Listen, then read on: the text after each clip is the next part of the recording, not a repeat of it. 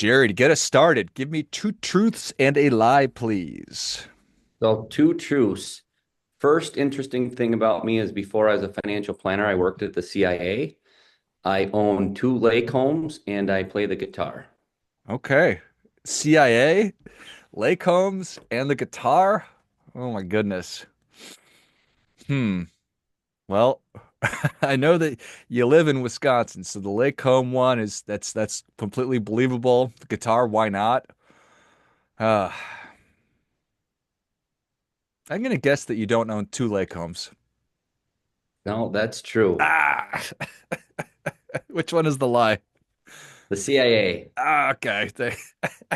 I actually had a whole thing made up on the CIA about, that I was an operative, operations officer and accidentally re-engineered a Ponzi scheme and caught a guy that was a dictator and his offshore accounts. And so I decided to make an honest living and help retirees instead. But I thought you'd catch on if I went that far with it.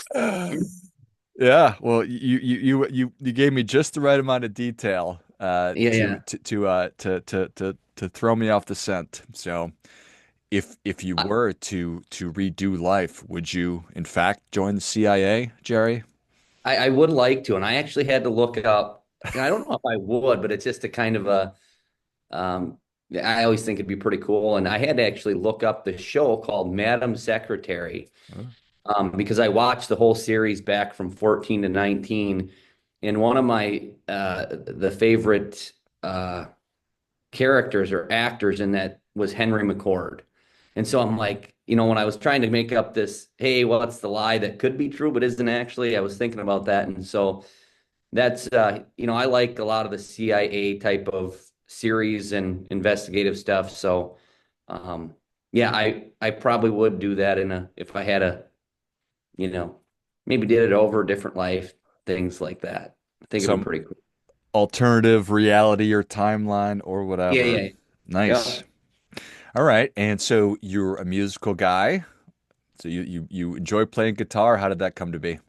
Not very. I'm not very musical at all. I grew up singing in church and on Sundays out of the hymnal. But I think I might have had choir in middle school and just kind of picked up the guitar when I was 35 and uh, I enjoy doing it, but it's kind of like work when you haven't done it before. But now playing for 7 or 8 years, I can strum a little bit.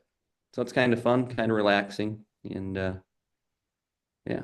1,000%, man. That's on the list of stuff that I'd like to be able to do, but there's a 0% chance I'm going to invest the time to learn how to do it. So good on you for doing it. So it's on your list, you're saying. Yeah, well, I've been cultivating a list of stuff that I'd just like to possess the knowledge of Yeah. how to do it, but I'm just Yeah. not going to invest the time. So Yeah, it's time investment. Like in is you've got yeah, I hear you. Well, who hopefully you get knows? someday. Yeah, Yeah, someday. who knows? Who knows? Who knows? Life's a funny thing. So maybe we'll start a band and we'll join the CIA together. Who knows? Who knows? Probably Yeah. not, but who knows, Jerry? All right. Well, you got me. Good job. What is top of mind for you right now?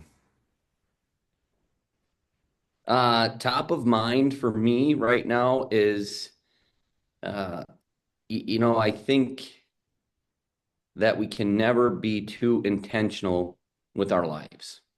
That's really what's top of mind for me. Um, I work with a executive coaching team called Jaden Jones. And every 2 weeks, I have a meeting with my coach, Lucas. And one of the things we're executing on this year and being very intentional about is, and that I've put in place for myself, is being very intentional about quality time with relationships, in particular with my family.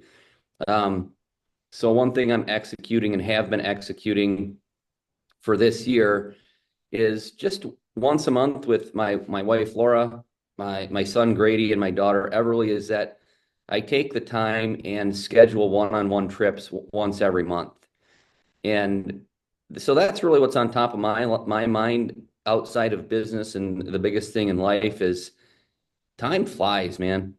It just goes so quick, and if we're not wicked intentional of how we're spending our time.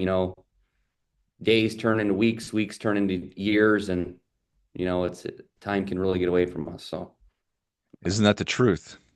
And it's yeah, easy to not be intentional, easy to just go with the flow. yeah, very easy to just kind of relax and say, I'll do it someday, like play that guitar. It's kind of how we think. Um, so yeah, being very intentional. That's one thing as I prepared for this was really top of mind, and being intentional with your relationships. And for me personally, what I found myself in is I found myself kind of in the grind of, everybody starts out. I think you go to college, you try to build a career, you try to build a family, and you're just in the kind of the day-to-day grind of trying to get somewhere. And then, once the business was doing rather well and things were in place, it's like the journey is the destination, right? You've got to really step back. And I found myself not just doing the little things that I actually enjoy to do myself personally, go fishing, take some time to be outdoors. I just wasn't, I was good at taking big trips. If I'd schedule a week to go on my hunting trip or something like that, that was working well. But just like this last week, I called up two buddies and probably haven't done that for, I don't know, maybe years, and called them and during the day and said, "Hey, do you want to come over for pizza and wings and watch the National Basketball Championship game?" And I'm glad we did. It was an awesome game between Houston and Florida.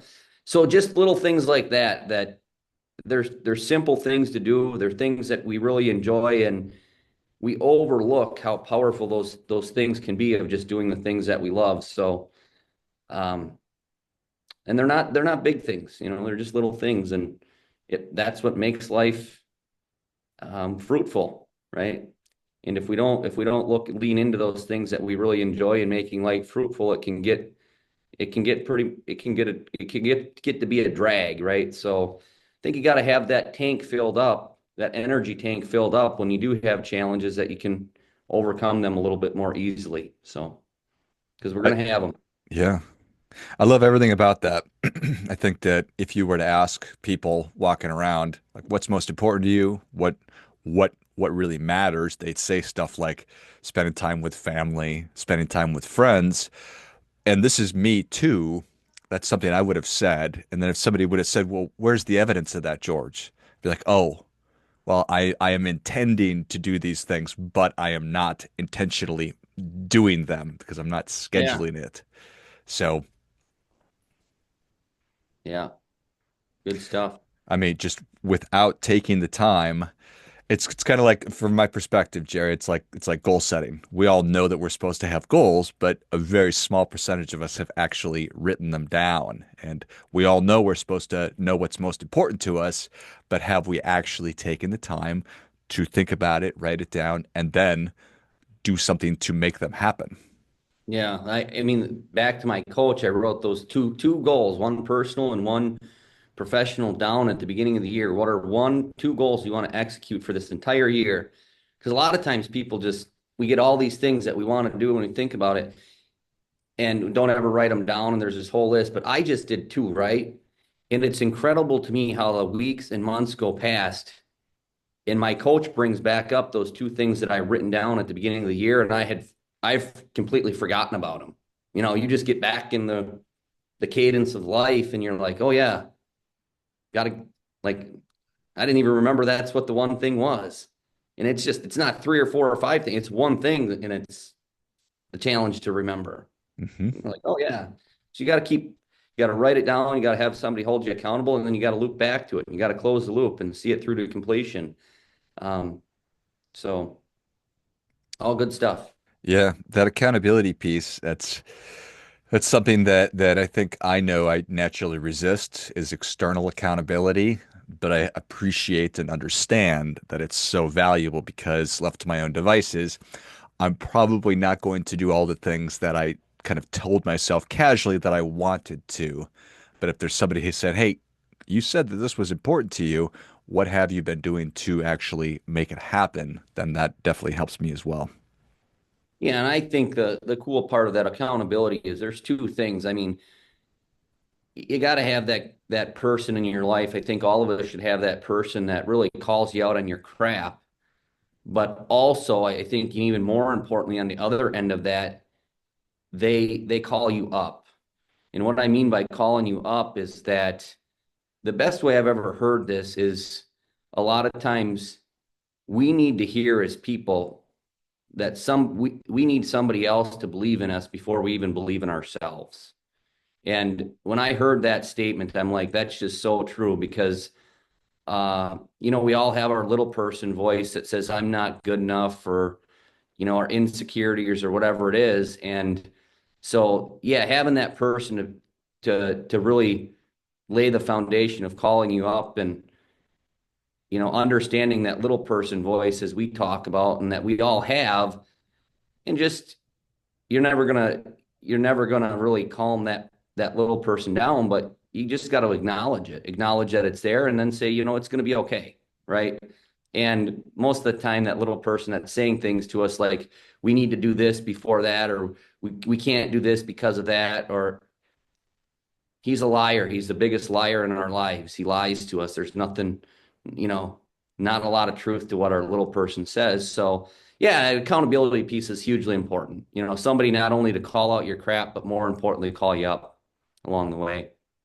I I, I love that. The importance of calling you out. I've never heard calling you up, but it's perfect because I remember reading, I think it was How to Win Friends and Influence People, Dale Carnegie years ago, and one of his principles is give somebody a great reputation to live up to. And it's so true that I can look back at times in my life where somebody saw something in me and told me that I didn't see in myself, or the little voice or the little person you're talking about saying, "Who are you to want that?" or "Who are you to do that kind of a thing?" So sometimes it does take Yeah. somebody who can kind of call you up. Yeah. And just help you recognize that voice that's saying those things and help you sort through the noise of going, is it true? And then you're like, oh, I guess it's not true. It doesn't carry any weight to what it actually our mind is telling us. So, um, and then yeah, but then on the other end, there's sometimes you just need a shoe to the butt. Like you got to do it, you know. Yeah. So Well, that's certainly essential for me also. I am fully capable of talking myself into just about anything. So I am there you go. awesome at it, rationalizing why things are the way that they are, even though it's, Yeah, justifications. yeah. And that whole the little person, I think that self-doubt is a very natural thing, and it's going to be with us throughout every stage of our lives. It's just whether or not we choose to act on and to behave based on what it's telling us, or if we say, you know what, no, that's not how it's going to go. I'm going to pursue the things that are important to me, and I'm going to have a great relationship with my kids and my friends, or I'm going to be financially successful, whatever the context might be. Yeah. The other thing with that is you learn very quickly when that little person's getting loud, we think we're the only one. There's this isolation, like we're the only ones dealing with it. And if you start, like, especially there's powerful in getting in a mastermind that talks that same language of, if one of the things I've learned through this myself is you start talking to other really, really successful people and they're all going through it. We're not isolated. It's like everybody has it. We all hear it. It's all there, it's all present. And a lot of the fundamentals are the same. So just being able to connect with others that like that, me too. Like, yeah, I thought this was my deal. I didn't know anybody else went through this. And then it's like everybody's like, we're all dealing with it. Yeah. So that's very, very powerful to just recognize that too, that we're not alone in this. It's just a natural part of just being people, and having to work through those things. And that's where you got to really circle it back to that's what the focus is. If we kind of tie these things and close the loop here is you've got to be intentional and do the things that you want to do, and intentionality is very, very powerful. I found that I think that I was waiting for permission. It's kind of like what you're talking about. Like, who am I to do these things? I think we both grew up Yeah, in probably pretty small towns in the Midwest, and you start looking around, and you probably easy to talk yourself into a life that is, I don't want to say smaller, but just talk yourself into who am I to want the things that I want, and it's all BS. it is. And I say, yeah, absolutely right, George. I grew up in a town of 600 people, and I didn't live in the town. I lived 3 miles out of the town on a dairy farm. And yeah, so you talk about that, who am I or why me? It's, yeah, those are real things. And and it's, again, it's a storyline that we tell ourselves that is absolutely untrue. There's no truth to it, right? So You find that pretty carries cool. over to personal finance with the people you're working with?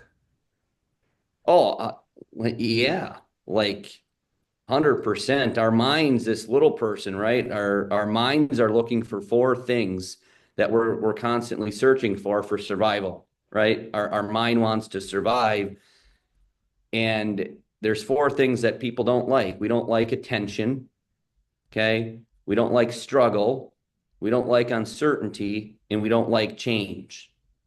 Okay. So, I mean, a lot of times the people I'm dealing with are all the people we work with are in or near retirement. So they're dealing with this, really dealing with this uncertainty and change. And a lot of the people like you and I just mentioned, they've come from small towns, they've come from humble beginnings, and they've come from struggle. They don't want to go back. And so, where I find the little person for financial planning for retirees getting very, very loud is when people are trying to find this balance of when's enough enough. When I mean enough, I'm talking about enough money, right? Because they're worried about retiring too soon and running out of money and going back to this struggle that they had. And one of the things I say on a regular basis is there a risk of retiring too soon? And obviously there is. If we spend too much and we don't have enough money and the markets go bad, and what about inflation and what about taxation? And so all of these things, their little person just like going crazy, trying to, it's overwhelming. And then we got this tariff talk and all the craziness going on in the world. And so, yeah, it comes up there. And the concept is, yeah, is it possible to retire too soon? Is there a risk of retiring too soon? And the answer is yes. But I challenge folks that have done really well for themselves and saved a lot and been responsible. I said, isn't there a bigger risk in retiring too late? Right? And they're like, yeah, there is, because we've all seen it. We don't get to do, we're not intentional. We don't take the time to do the things we want to do with the people we love, with the people we care about, with the things we love to do. And we hear the stories of never get to enjoy the fruits of the labor, never get to collect the first Social Security check, only got to collect one Social Security check. And so I've had that experience personally with my own father. He was in a tragic car accident at 57, and you have something that traumatic hit you personally, and it changes you. It changes how you step up and lead others that are having some of these, you know, very, very strong insecurities about how they want to live and what they want to do and how they want to plan their finances. So, Well, I'm sorry about your dad. Um, yeah, thank you, George. what powerful questions right there. What powerful questions to ask. Is it, you're worried about retiring too soon, but what about retiring too late? And just giving people the opportunity to think that through and to have that sounding board to say, yeah, those are things that are on my mind. Let's actually go to those places and go through the scenario. What would happen? And then more importantly, how can we plan accordingly? Yeah, 100%. And I think you got to start with the right questions, ask the right questions, and be um, hyper realist. You just got to be very real about how things actually are. And the other concept there is I tell folks there's always enough and there's never enough. a lot of people that have done good in savings, if they have $1 million net worth, they're in the top 1% of wealth holders in the entire world. So think about that. If you've built up $1 million of net worth, and a lot of times people have $1 million just in their investments, if not 1.5 million. That's pretty common in today's world, but yet it's very hard for our little person to get over the fact of the reality that we're in the top 1% of wealth holders at that level in the world. So you've got enough, right? There's a lot, you know, whatever, how many ever billion other people on planet Earth that don't have nearly that much. That's not the limiting factor in your life, you know, and that's a concept that I don't really get to talk much about in client meetings just because of the sake of brevity and time and execution, but I can speak to it here, is in a natural environment, for example, a tree in a forest, the limiting factor, you got to have nutrients, you got to have water, you got to have sunlight. And whichever one of those is the least in that environment, that's going to be the limiting factor to that growth. So once people have enough money, money's not the limiting factor anymore, right? So that's where people, money's important, but as long as it's not the limiting factor, there's enough, you can do what you want to do. And so it's always this balance of when's enough. And we're always trying to have this balance of, gee, should I, retire now and spend and enjoy, or should I be frugal and wait and retire later and save for later? And that's a question that's deeply personal. It's got to be asked, and everybody's got to deal with that. Like, you're got to answer it for yourself, George. I got to answer it for myself, and that's the tough question. When's this balance or enough? That is the question right there. So limiting factor, I think what a wonderful way to think about that. And I love the tree, um, the tree analogy or metaphor. So common ones are the limiting factor could be that little voice that's telling us, or A lot, yeah. Well, I think the point of that is, and I was not in the CIA. I grew up on a dairy farm, and I have 2 degrees in urban forestry. So I was a certified arborist before I was a certified financial planner. So that's a lot of the concepts that I learned, time value of forests and carry over to time value of money, sustainability, things we learn in forestry. A lot of those concepts carry over to financial planning, stewardship, just being good stewards of the money and the wealth that we do have. So there's a lot of crossover fundamentals. You wouldn't think there are, but there actually are quite a few. So the limiting factor, what I'm talking about more so there, is just money itself. So if money's very low and you don't have enough saved up, and money becomes the limiting factor of really having a lot of opportunities and living where you want to live and doing the things you want to do. So what I'm specifically talking about there of money is, money's not the end in and of itself. Nobody's ever came to me and said, my goal is to build this pot of money as big as we possibly can. That's never been the end goal. It's always been something, and this is, I've got thousands of reps and conversations at almost 2 decades of doing this, and it's always something like, I want to be able to have enough to do the things I want to do, something along those lines. And so money is not the end in and of itself.